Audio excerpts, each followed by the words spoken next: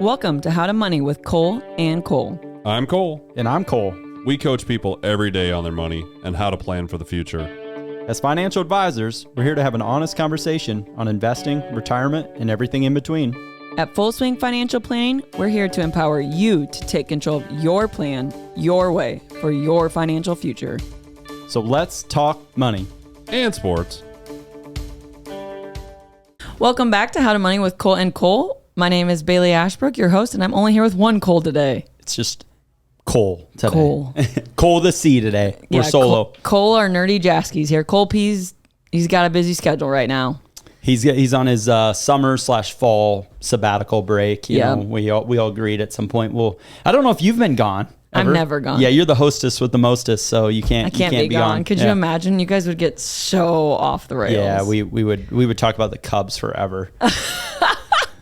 No, so we're not going to talk about them today, but we are, real quick, sports-wise, Eddie Doyle in our office. Yeah. You can tell. Shout out to Eddie. Congrats. Yes, we will do the applause. Applause. Golf clap. Eddie qualified for the USGA Mid-Amateur, which is a national golf tournament that's for mid-ams, and for mid, what that means is 26 and older. So it's the top amateurs in the state, in the U.S. Or not even just U.S. Anyone can qualify, but it's a really big deal. Did you think he had a chance? He's playing. I've played a competitive golf with Eddie for a decade now. This is his best I've ever seen him play, even when he was playing in college. So it doesn't shock me that he. But he did just had a child. To peak out of all the times to peak in your career is the week you had a kid. A lot of stuff going on, but really, really cool. I think sometime next month he gets to play out in Virginia, is where it is. It'll be, it'll be a really big deal. So if he wins the next one. Yeah, I mean, you're considered like the best, 26 and above amateur in the U.S. We would never hear the end gosh, of it. please don't let that. I mean, it would be cool to see it happen, but don't, for Eddie gloating around the office. But no, really, really cool, and we'll have some follow ups on that. So shout out to Eddie. Yeah, he's an independent advisor in our office, so he works under Full Swing, so he does his own thing. But that's awesome. He's been with us in our group for a while now, so just had a baby and now winning golf. I'm sure Morgan's thrilled. Yeah. He fits in with the golf crew. Yeah, that's for sure. What else we got going in sports? It's my favorite time of year, or trending into the favorite time of year.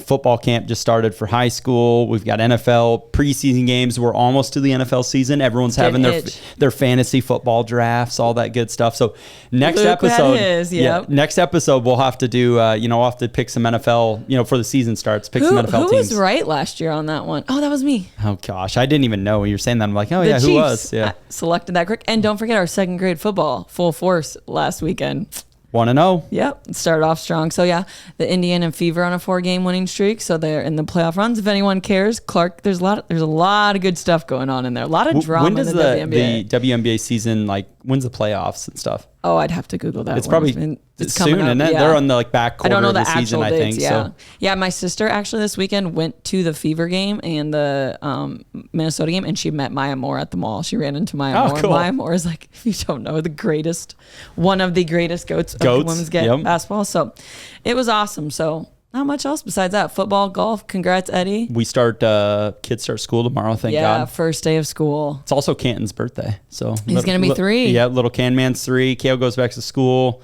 It's funny, both of me and Cole's, we both have second graders, so days at different schools, and then we both have 3-year-olds. So Cam turns 3 in like 2 weeks. So it's fun. So I got to build a sandbox tonight. So that's what it's got to be filled with sand by tomorrow morning. I'm just going to say this and then we'll get into the episode. I am shocked out of all the people. If you know Cole Jaski, he has OCD. There's nothing out of place. His office is perfectly clean. His car is perfectly clean. I'm sure I'm shocked you're letting sand in your backyard. I know he's like the dirt mover, got the dump trucks. It's great. All he ever wants to do. So he's gonna be jacked up about the sandbox. So, and then in a month you'll be like, Canton, yeah, keep the sand outside. Ruins the spot in my grass, probably wherever I put it, and yeah, he'll be so excited for that. It's great. Fall's great. We love fall in the Midwest. Okay, So let's get into the topic. Today we're going to talk about how to handle an inheritance or a large lump sum of money. So you're a client, you've either inherited money from your family, someone passed away, or maybe you sold a business, sold some land, what to do. So we're going to talk about the different types of inheritance, what to do with it, and understanding taxes about them, because there's a lot to go into it. And then we're going to throw out some cool stats about who actually inherits and how much and what. So, which are pretty shocking, by the way, just even reading through them. Yeah. Don't count on an inheritance. This is why we always say have a plan for you. And if you do get inheritance, then we'll seek out different advice. But there are people, like medically things happen or they sell a business. There are other reasons you get a large sum. Lottery. Yeah. We'll go to those stats too. So Cole J, what are some type of inheritances people may receive? Yeah, I'd say, let's go back to like where we're at in our area. So, fixed assets. So land, houses, those are very common inheritance, right? That's probably first and foremost, I'd say people inherit their parents' home or their home in town or their acreage, where it might be farmland. That's very common in our area. And then you get into more what we do, which is more the stock accounts, IRA accounts, 401ks, maybe it's life insurance. Yep. Things there, cash, they might have CDs at the bank. And then we did talk about real estate. They could have had a lot of their portfolio in real estate, like, apartment complexes, things there. And then sometimes, I think if it's an unexpected situation, it can be like, business assets or, if they had ownership in a business or something. Like if something happened to you, Chelsea would inherit. She would have to do something. Well, she wouldn't inherit, but she would get all that. She'd have to figure out what to do with it. God bless her business partner. And I'm just kidding. Chelsea would be the easiest business partner ever to deal with. She's like, sure. Is that right? You trust me? Yep. Okay. What do you think about that? Yeah. No, that'd be great. So let's talk about this. So what should I do if my dad passes away and now all of a sudden I have an IRA, maybe some life insurance, maybe I have to do something with his house, or maybe, Luke passes away and I have his life insurance. What is the first thing I should do when I get a large lump sum of money? Go buy a car? Go celebrate? No, please don't do that. Right. So take it slow. I know we have a little agenda here of like, that is, first and foremost, you don't need to make any quick decisions. Right. And I do think there's two kind of scenarios. One is maybe a little more planned, or you saw it coming. Maybe your parents are in their 80s, 90s, been ailing for 1, 2, 3 years. You kind of have an idea of their finances. And then the other scenario is the complete unexpected. Spouse dies unexpectedly. Maybe there's a large, a bunch of assets, or maybe a really big life insurance policy, something there, or even your parents die on, a tragic event where then all of a sudden, a lot of assets become yours. And, I think first and foremost is take it slow, and then seek some advice. I was going to say, I seek advice because it's always going to be emotional. Even if you plan for it or do not plan for it, as much as I could plan for my dad to pass away, I am still grieving. And I'm not saying I'm getting anything. I'm just using a real life example of what happened. I'm still trying to process. And then also I think people have an emotional thing about when they inherit money, like accepting it as their money, I guess, if that makes sense, or what they should do with it. And now it's part of their portfolio, or if, they just have never had money, and being responsible with money is another way to look at it. But I do think there's always emotion into it. And I do think that's why it's always great to have someone to kind of guide you through that emotion. And again, this is much easier if it's not unexpected, right? Or you're somewhat aware. And I think you talked about this a little bit. I think there's the age gap. Yes. The older generations maybe didn't share as much with their kids. They do not talk about money. It's like, you just don't know what they have. Like, you don't know if grandma and grandpa are sitting on money or if they're not, and they're stressed. And I do think it makes it not harder, but I always envision when people inherit money, they want to do right by it to the person they inherit it from, like generational wealth, keep it in the family. But sometimes I think the older generation, they don't talk about money. Yeah. And it's interesting because I see it, as sitting with an advisor. Say I work with grandparents and then I also work with their children. I have some scenarios like this, and quite a few actually where, I'm not going to share. It's not our place. Privacy is very important to us. So we're not sharing what mom or dad has with unless they know, or they do. There's times like farm families, a lot of times will do kind of some joint planning. Say like, the farm people are always different. They're sometimes a little more open with say they have 3 children, one child's really involved in the farm. They might have a really good understanding of the situation. Because one kid really wants the farmland and one kid wants nothing to do with it. But most of the time I've found in that, like say grandparents are 80, children are 60s, in their 50s and 60s. A lot of times the children have no clue, and parents might have quite a bit of assets that we know, and we're sitting there in and it's nice to know, but I think it's nice to know for a planning stance, like taxes, it's just like you don't get hit in the face by it. We always coach people though of saying, assume you're not getting anything. Let's make a plan that, just like with younger people talking about Social Security. Let's run a plan with Social Security. Let's run without. Does it work both ways? Great. Then we're good. Let's not bank on, hey, I'm going to inherit $1 million of land from mom and dad, so I don't need to save anything in my Roth IRA, Absolutely, or I can take on too much debt. Solid point. Like, I think even if people do know their parents have some sort, do not expect it. Life can change. They could get a terminal illness and blow through that money. They could change their mind. Family, I know there's drama sometimes, and someone might cut you out of that will last minute. There are scenarios that happen. So I would think that'd be the largest take from this episode. Don't plan on it. But if it does happen, breathe, find some advice. I do think, let's go into some of the individual asset classes, just kind of talk of some high level points. Easiest ones to I would say inherit. I hate to say easiest or hardest, Roth. but yeah, Roth IRA. My favorite. They're tax-free. You inherit it tax-free. There's some distribution rules depending on where you fall in line, whether you're a spouse or the next level. But liquid assets, a lot of times, as long as there's proper documentation on the back end. Probate versus non-probate. Yep. It moves fairly easily. As a person inheriting, say retirement assets, you provide certain documentation, to the advisor or to the firm that holds those assets. Things generally, move accordingly. And there's, standard IRS guidelines on how things have to work. Now, the rules have changed drastically on how to, if you inherited a retirement account, over the last handful of years. So that is something is very important, I think, to work with, whether it's your tax person or a financial advisor like ourselves. Both. Yeah. And most of the time it is both. Yep. Versus, non-retirement assets. There's a whole different ways that it can go. They can be probated. They can be trust assets. Yes. A lot of different things. So you're really kind of taking it according to, how the assets are titled. And then, whether your parents or whoever the person that had those assets before they had passed away or you're receiving from, what planning they had done ahead of time. And this is a little plug, not about the episode.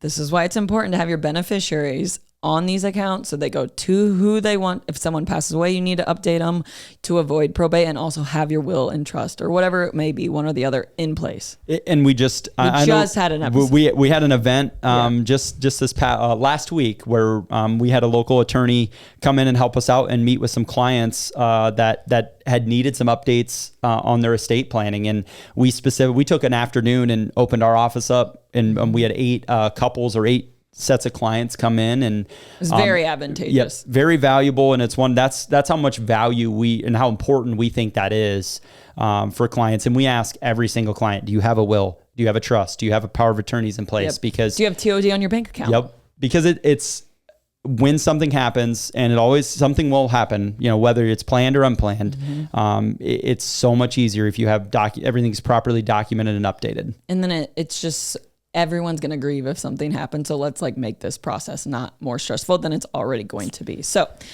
we're seeking advice. We have these type of assets. The reason I think it's important to seek advice is because do I need this short-term asset or these long-term assets I've inherited? So what am I going to do with them? Should I sell these or should I keep them? So maybe talk through okay, now I'm coming into your office, Cole, I've inherited some money.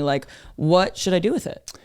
First and foremost, let's use the scenario that the assets are settled. You've received your $1 million. Yeah, and say it's $1 million. You've got it in cash, and you're like, well, what do I do with it? Let's just use that assumption right now. Say it was a life insurance policy. You received Luke. Yep, $1 million in cash. It was tax free because it was life insurance. Set in your bank account. First thing that I would do, or I would go through a scenario and say, well, let's do your balance sheet. Mm-hmm. Let's lay out all your assets, all your liabilities, and let's look at your liabilities and say, are these good debts, bad debts? Do you have income now? So do you need to eliminate all of these debts because now you're a single mom and it's different scenarios. So I'm just giving a little flavor of why it's different for everyone. And we're going to go through that and get a full picture of how much money should we spend right now? Or do we need to spend any? Maybe we don't. Maybe, you're a really good saver. You had Roth IRAs, you had no debt. Good. And God bless you. You're grieving, but you don't really have to change maybe some of your lifestyle that much. But say you did have a mortgage or some debt, student loans, maybe whatever it might be, we're probably going to recommend doing some type of, debt pay down, whether it's all of it, some of it, depending on your income situation moving forward. And then, then it's kind of going from there of like, okay, what's the long-term vision for this money? Or is it more of, well, I want to turn this into a retirement asset, or maybe you're really well off and you're like, well, I want this to go to my kids or my grandkids. And then, the plan can adjust there. And it's pretty hard to do a scenario because it can go so many different ways. But taking it and properly diversing it into the market or into these assets is kind of where you're going with this. Yep, completely. And it's just got to mix with match the goals and objectives. We talk about that so much, goals and objectives, but that's really what is going to dictate, the recommendation process or the process moving forward. So I get this money and I'm like, okay, cool. I cleaned up some of this debt. I do want this long-term. I do want to turn this into an investment. What are some things why it's good to walk with someone? I'm thinking like dollar cost averaging or what's right for my portfolio. What would be the next steps again then? If I'm like, okay, yep, here's what I ended up with $500,000 after everything's said and done. What should I do with it? I have a salary. I'm continuing to work. What would I do with the other? Again, it comes back to education, right? First and foremost. So say we get to the point where we know it's going to be invested and you're like, well, it's probably 15 to, or let's say 10 to 20 year money or time horizon on there.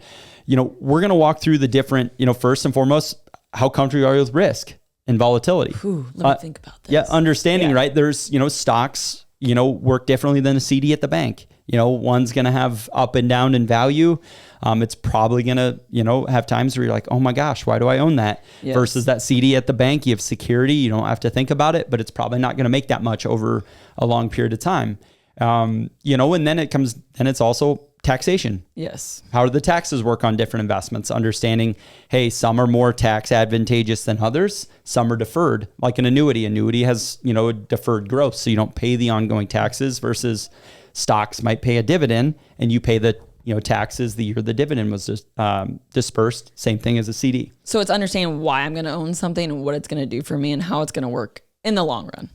And that you brought up dollar cost averaging. That's generally if you inherit a sizable amount of money, and sizable is a relative term because sizable to some people, $1 million might be sizable to me versus, Warren Buffett, $1 million is a dollar bill to me. So Warren's good. Yeah. So bad example there, but that's what I don't want to, but 50,000 might be nothing to someone. It might be life-changing to another person. Yeah. And if we know, it's going to go in the market and by sizable, in accordance to your net worth, we're probably going to recommend some type of dollar cost averaging and really what maybe explain that. I know we have before, but it's always good. I think. Let's use $1 million example. Say I know I'm sitting down with Baileigh and Luke. They inherited $1 million. They're in their 30s. They're like, well, we're not going to retire until 60. This money's probably going to be in the market for 30 years. Let's be aggressive. Let's build a stock. Push the gas. Yep. Let's build a stock portfolio. I'm going to probably recommend some type of dollar cost averaging where we take that $1 million and it gets invested over a period of time. Could be 3 months, 6 months, could be a year. Just kind of depends. And so say we choose a year, and what we're going to do is we're going to invest, we're going to take that $1 million, divide it by 12 in this scenario, and we're going to buy 1/12 every month of that portfolio, whatever it might be. There might be some changes. And what that does is if we get volatility, which we're going to happen. Yes. And we're going through, we're seeing it right now. 3 weeks ago, the market went down 6% on a Monday. And then 3 weeks later, we're back to all-time highs. So if you're dollar cost averaging throughout the year, mathematically, most of the time it's, or statistically, I'll say it's going to be better than to say, hey, let's pick the 1st of July and put all $1 million in, right? Because we're going to have, the market is naturally volatile throughout the year. There's many periods of time where it's down, up. You're buying over a period of time. And then a good strategy is if we do get a really large pullback, say the market goes back 15, 20% and we only put 200,000 in. So we drop some in. We'll maybe speed up and put 6 more months. Yes. It's like, hey, we just got a 20%, basically a 20% reduction on our, on the purchase price. So I think that's hard for people to understand. Like, well, why would I purchase more? It's so volatile. It's so low, but it's again, understanding the opportunity of ahead of you. Go ahead. Especially if you're buying for 30 years, yes. Right? So you think about like, oh, I can get this 15, 20% cheaper than what I just bought 2 months ago. Mm-hmm.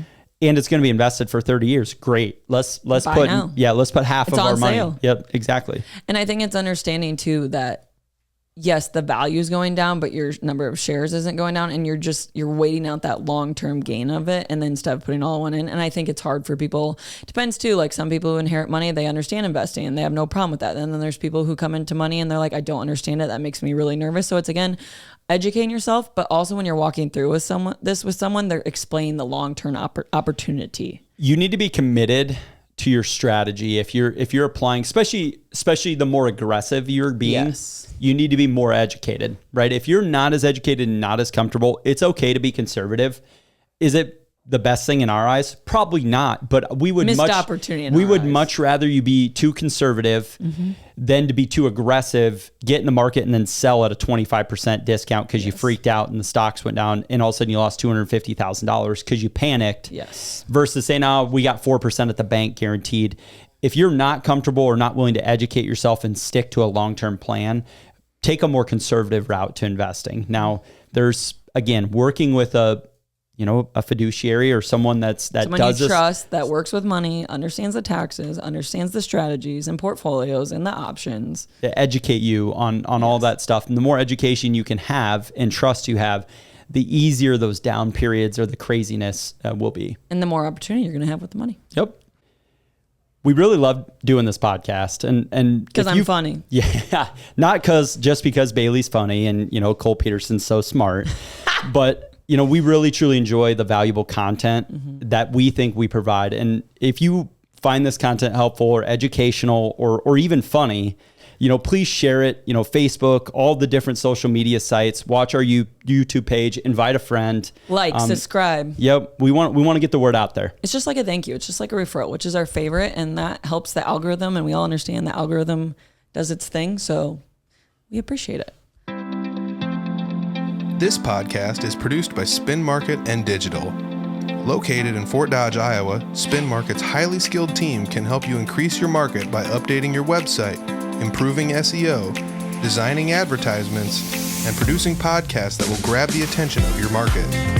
Contact Spin Market today for all your digital marketing needs at digitalagent@spinmarket.com or call us at 515-302-8026. And to learn more, visit our website at www.spinmarket.com. That's digitalagent@spinmarket.com or 515-302-8026. Or visit our website at www.spinmarket.com. All right. You ready? Let's do a little dollars and cents. Dollar bills, y'all. I think I killed that. Yeah, we were excited. Cole P usually does that part. So we were like, we got to do this. Okay, we thought it would be interesting to give you stats since we're talking about inheritance or receiving a large sum of money. And I'm just going to break it down to you guys. Most of you will not receive what you think you're getting. These are crazy. Yes. Actually. So this is from the Ramsey Solutions. They did the largest study of millionaires. They studied, I think it was like 10,000 millionaires, but here's the studies. Stats. And I hate reading stats, but I'm going to do it, but I'm not as nerdy as Cole Jake. Okay. So this study is the Ramsey Solutions millionaire study. They studied 10,000 millionaires. And I just want to let you know, most of you are not inheriting money. That's not why you're going to be a millionaire. So 74% of millennials, so look, me and Cole, sorry, Cole P, I don't think you're a millennial, believe millennials inherit their money. So I believe people who have $1 million, they inherit it. That's why they have it. 52% of baby boomers think the same thing. However, only 21% of millionaires received any money at all or an inheritance from their family. Just 16% inherited more than $100,000 and only 3% received an inheritance above $1 million. So basically, only 21% of the millionaires right now have received an inheritance. Isn't that crazy? Did you think that was low? Yeah, I thought it was. I do think that's low. Yeah. I also But once you chop it up, taxes, family, you know what I mean? So if you did get inheritance, and then the average when Americans do inherit money is age 51, and more than 1/4 of inheritance wind up going to folks over 61, meaning if you do inherit money, you're probably going to be a later age in life.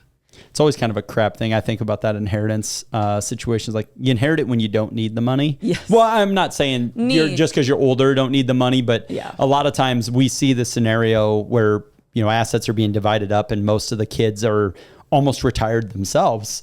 It's not like we're in the grind phase when you're like chasing kids around. Like right now, if you inherited, it'd be a little breather. Yeah, you'd be like, that'd be nice. Could breathe, take an extra vacation. Yeah, but it's just it's full circle, life full circle. Yes, there. and that's I think and I'm not going to get too in the weeds. I know I'm a very deep person, but I think it's the point of like enjoying grinding, making it on your own. Like we'll talk about millionaires or lottery winners. Like I think there is something about making your own way.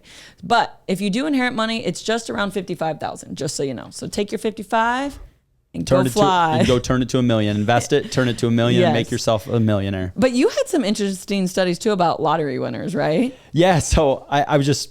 Because we're just thinking large money, like large coming into some money. What's a lump sum scenario? And a lottery is a lump sum scenario. And, use the Googler. And it was the internet. It was what I literally typed in Google, what percentage of lottery winners go broke? And the first line is 1/3 of lottery winners declare bankruptcy within 3 to 5 years. So 33% of lottery winners. And then there was some other stat on how many end up broke. I think there's a difference between broke and bankruptcy, right? If you file bankruptcy, that's even worse because that means you probably borrowed money you can't climb and you your had way debt. up. So not only you inherited money, or, you won the lottery, but then you went and borrowed more money than what you'd won and you weren't able to pay either back, right. And you had no money left over. So quite wild. And, everyone's heard the stories of professional athletes, make a lot of money and many of them end up broke or have no assets. Yeah. And there's a documentary on it, but it's basically when you either start making all this money and you never had money before, or you come into money, there is some behavior finance to it. If some people really just up that lifestyle way too quickly, and even sometimes with inheritance, I think people get it and they're like, oh, I can just spend it, which I'm not saying you can't. It's your money. You can do whatever you may with it, but long term, what do you really want it to do? The hardest thing for anyone that comes into a sizable amount of money is to maintain the same level of spending. Yes. And that's lifestyle. Yep. If you can maintain the same lifestyle, you're probably going to do all right. And then there's a big difference of, if you do make some purchases, going through a little scenario or a worksheet of saying, is this an asset purchase or a liability purchase? Oh, that's a good way. Of thinking assets are something that probably are going to appreciate and can produce some type of cash flow eventually. Yes. And it might be, it could be, a vacation home that can be considered an asset because it's going to grow in value. It should have some appreciation over a long period of time. Things that I would consider liabilities in my line of work, cars, motorcycles, wheels, anything, think of things that go in your house, collectible type things that, you maybe could get some value out, but they're more sentimental. Yes. Not saying you shouldn't have those things, but that's where you splurge on a lot of those, or you buy a lot of assets that end up turning into, too much overhead, like properties in, really high tax states. Like if you buy a property, it comes with other costs, insurance, maintenance, something the roof caves in. Like that's why you have to think about these things long term. Think of, the higher valued states for property. So California, Chicago, New York, they generally come with very high overhead costs as well. So the taxes are very expensive in those states, or the property taxes, and the insurance is generally really, really expensive because, so those are things like and that's where I think athletes a lot of times get into where, they have the money to pay for all this stuff, but it's the ongoing cash that it takes. And everyone around them is living like that. And the people that are either making more are going to be a longer term career. So like if you're new and you're cool, like going bottle service, man, I'm sure that's expensive.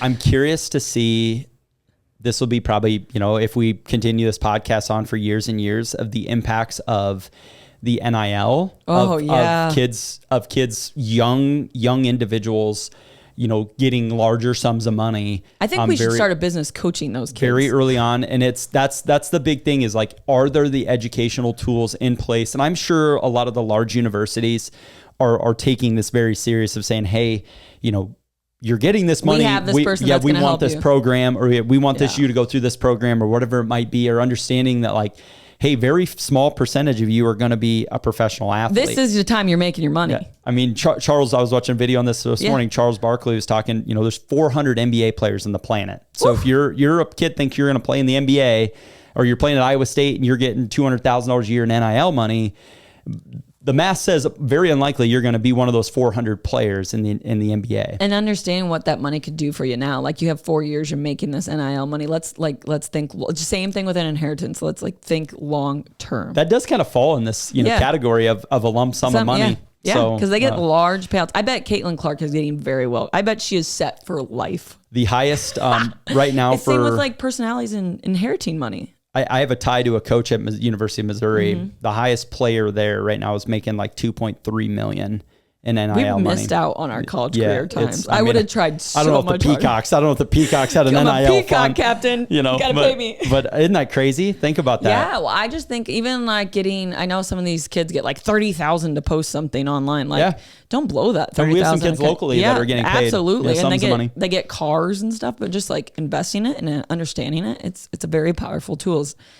If you do get money, come into money, make money, whatever it is, think long term. Yep. Because more than likely you're going to be here long term. So, okay, we got the studies, we got all the good stuff. I think a large thing that an advisor or someone like us helps is understanding the tax implications of it. So I think a lot of people don't understand the step up basis when they inherit something. So maybe go into a listener like, okay, explain to them, what does that mean? I'm going to throw a little disclaimer. There's always scenarios that if you're a one-off, or you give me what if this happens, or what if it's this sum of money, that could be, different or an exclusion to what I'm saying. But I'm going to use general, broad. This is a broad this very idea. Broad of what we deal with, of a step up. And I'm going to just go into step up and cost basis specifically. So what that is if let's use farmland. I'm a farmer. I always love my farmland example, right? Go to. So if you inherit, or say mom and dad own 100 acres, that 100 acres is worth $10,000 an acre. They pass away in a car accident. Tragically, that 100 acres, is worth $1 million on paper.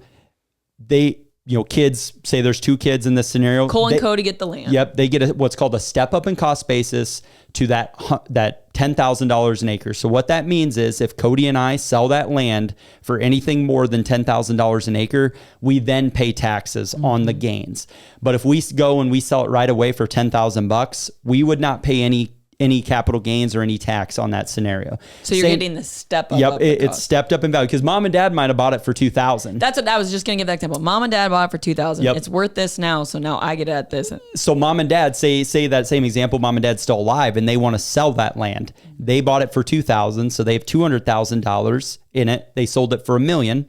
That's $800 in gain, or $800,000 in capital gains. They would then have to pay capital gains tax based on whatever state you're in, and then the federal capital gains rate on that $800,000. Now, if they just keep it in their name forever, pass away, children get that step up in cost basis, and there's no capital gains or inheritance tax, that would happen at that point. Same thing with homes. Non-qualified account. Yep, non-qualified stock accounts. So say they have a joint, stock account with Apple Stock that they've owned for 30 years. And it's done well. Yeah, it's got over $1 million in gains in it.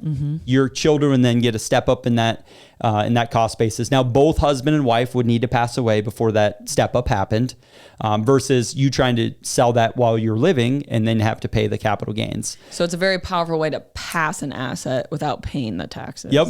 Or around it, I should say. In physical assets such as land, cars, equipment, most of the time I'll deal with that as long as they're owned individually. It gets a little muddy when they're owned by a business, or say you have a partnership that individual owns, and it can get a little muddier. But on the other side, the contrary to that, or a different way of inheriting assets would be through a retirement account. Let's use a traditional IRA example because it's much different. Traditional IRAs, they actually come with, depending on the scenario, come with multiple rules. But most of the time, let's use the mom and dad, had $1 million in an IRA account. Cody and Cole inherit it. We each get $500,000. We now have we have to take out $500,000 at some period over the next 10 years. Because they want their taxes. Yep. The IRS has never received any tax dollars on that. And you would then have to claim that. Say we, take 500,000, we divide it out by 10 years, we take out a little bit each year.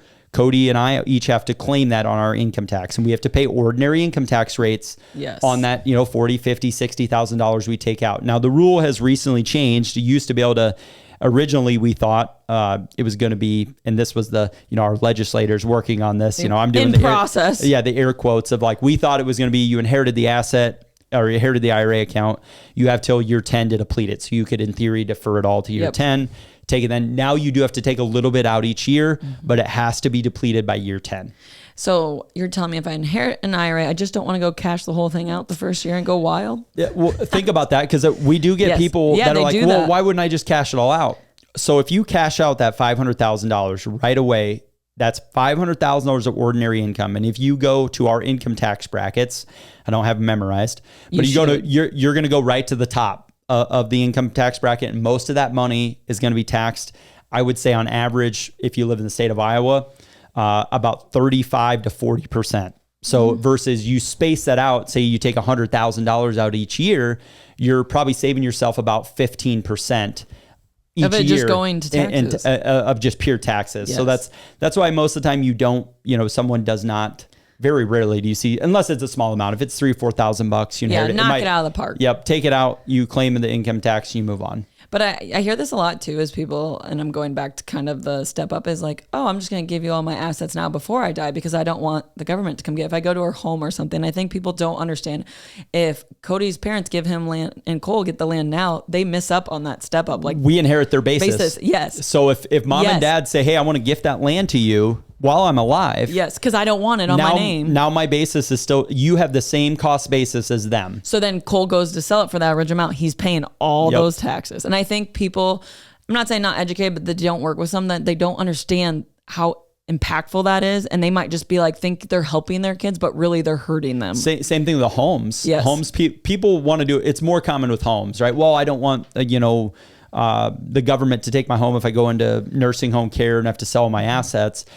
Each person has a basis on their home. Now you get to exclude quite a bit as an individual homeowner, but if you give that home to your child, that's not their sole primary residence. Mm-hmm. So now they have it. If they ever sell your house, they then have their own capital gains issue. And instead of like letting it go through the process. So you can't just give assets, guys. It's like a misconception. Like you can just give these assets and get them off your plate. If you're an individual thinking about, because these questions come up a lot in client meetings. People ask this. I had one last week ask me this exact question. Should we do a trust? Should we be gifting some assets to our children? And I always go back of like, you need to have a trusted estate planning attorney walk you through all the scenarios, because I can give you we know a lot from dealing with it all the time, but it is very, very important for you to understand the implications. The legal implications. Before you start doing anything. Yes, I would agree. So basically on the non-quality, you have the step up on the IRA. It's inherited, just IRA, not Roth. It's different Roth, but you have the 10-year drip rules, so they call it. You got to drip it out. You got to get it out of the account. So that's why I think it's also so important if you were to inherit one of these accounts to walk with someone. There's just too many strategies. There's too many things going on. So our final kind of advice is, if you must splurge, Cole, but don't go crazy, what would you say to someone like, but I really want to take some of this money and I want to enjoy it. I want to go on vacation. Like I want to buy a damn car that works, which let's start here. Okay. You've been asking all the questions. So I always ask the questions. You inherit $1 million right now. Oh boy. Let's do $1 million. What are you going to, you got to splurge. You're not a person that's going to splurge probably on anything, but what would you splurge on? What would you splurge on? Me? If I had $1 million, oh yeah, what? I think you would probably do something like build a gym or something in your house, or like a sauna and like multiple. A full workout room, sauna, ice cold bath. Absolutely. It would be hard, but that would be one thing I would absolutely. I mean, see, here's the crazy thing. When you say, okay, Baileigh, if you inherit $1 million, what do you do? I don't think I'm instantly rich. Yeah. Like I don't get that. Like, oh, I'm secure for the rest of my life. I understand that, but what would I actually do? Me and Luke are fortunate. Like the only debt we do have right now is our house. And I know it sounds stupid, but I would just pay it off, because maybe it not make sense investment wise if you're like doing returns, but I have all this income now freed up. I have no pressure. I have 3 kids. Like if I don't want to work full time, then, you know what I mean? There's different reasons I'm thinking this through as I'm talking. I'd probably boost some 529 accounts, and I would probably invest the majority of it. Good for you. Yeah. And then I would use it, down the road. Might take a few more Arizona trips or something, but I don't know. What would you do? Yeah, I mean, it would buy another business. It would go strictly. I would invest every dollar. Yeah, I wouldn't. It's hard to explain that to people, though. I have a little bit of maybe interest rates have been really high, so I bought some properties recently that I might pay down a little bit just because of purely the cost of the interest. Yeah. But other than that, I would look. I think with returns that even in the stock market, like in my mind, I'm like, well, I would expect over. If I at least have 5 years, I'm going to make 10% on that $1 million a year. Absolutely. That's $100,000. Whatever I take and pay down debt, like I've got to do that calculation for me. I'm like, well, there's no reason. Yeah, like 800,000's going in the investment account.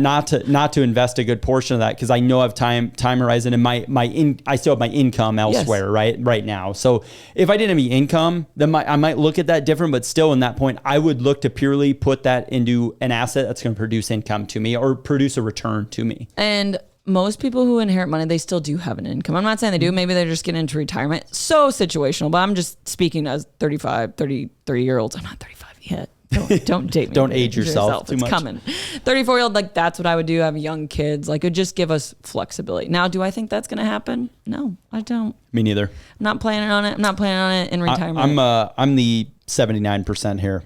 Are you? You know, it's not going to receive. Same. So that's where same. Maybe someone in the family gets, my parents get hit it big late, but I'm not planning on anything in my plan. I always joke to Luke, I'm like, when we win the lottery, he's like, babe, you won't let us play the lottery. I'm like, okay, well, you gotta play to win. This is also another thing I'm going to end this on. Okay. So we talked all about what would you do if you inherit money. This is also a really powerful thing to think about. This is why you should work with someone. How do you want to pass your money? Do you want it to be tax-free? Do you want maybe you don't care, but me personally, like I want this to be legacy money. So I want it to be able to pass through generations. So if I can find some ways to either grow it tax-free or, like grow it aggressively it's just like now you can work with someone to think about like, okay, I have 4 kids. This is how I'd like it divided. Like, I start forward thinking about it. So then and the will, the trust, all those things, having that lined up. So it goes both sides. There's so many strategies out there. So many. But I think one of the biggest factors is time on anything, right? The earlier you do your planning, the less dollars it takes you to get to a back end goal. Mm-hmm. The later you try to, say, I'm like, hey, I want to start legacy planning or I want some stuff for my grandchildren. If you do that very early on versus wait till your grandchildren are 15, 16, 17, it's the time value of money. And we never know when, we brought up so many scenarios today of the what if, or if it was planned.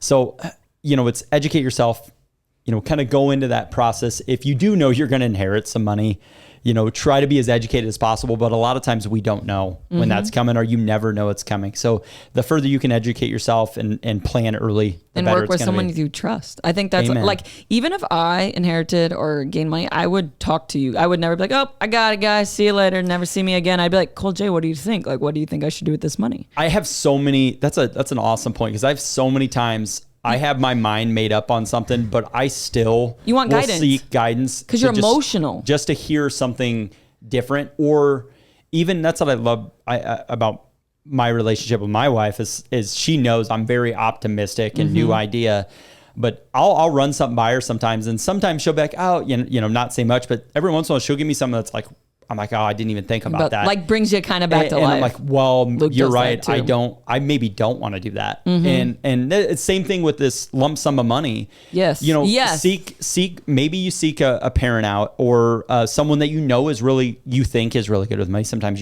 someone's good with money, they're not good with money. You think they are because they look like they're or multiple professionals. We're all in a competitive situation. Yes. It's okay to interview multiple advisors or speak to multiple estate planning attorneys. Absolutely. To find someone that you trust and know that you're going to work well with. We had someone come in the other day. He was like, hey, I'm talking to a few people. I just want to see who I fit with. And that should be so normalized. It's good for both parties, right? Yes. It's got to work well for us. It's got to work well for you as a client. Yeah. And everyone likes Baileigh over the Coles. I'm just kidding. Doesn't take much. I'm just kidding.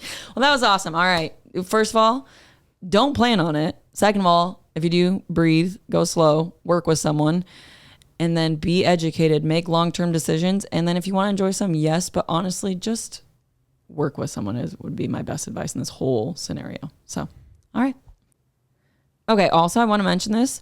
October 8th, 2 days before my birthday, the best day ever. We are hosting a Medicare seminar. It's open to the public. It's at the Starlight. Food and drinks will be served. It's always a good time, but we have someone we partner with at Allianz coming in. They're going to talk about Medicare. So if you're in that age, you're getting close, just come on, enjoy and learn and educate and plan ahead. Because Medicare is confusing. If you just want to, some camaraderie with people, right? Yeah. Socialize, and get some education. Yeah, it's great. So, all right. For Eddie, for all the golfers in the world, Tiger Woods, you can always become better. Get it? Because Eddie keeps getting better. Love it. You've been listening to How to Money with Cole and Cole, the podcast of Full Swing Financial Planning. To learn more, visit their website at www.fullswingfinancial.com and follow them on Facebook and LinkedIn. For now, I'm Cole. I'm Baileigh. And I'm Cole. And we'll see you on the greens. 4. Securities and advisory services offered through LPL Financial, a registered investment advisor, member FINRA, SIPC.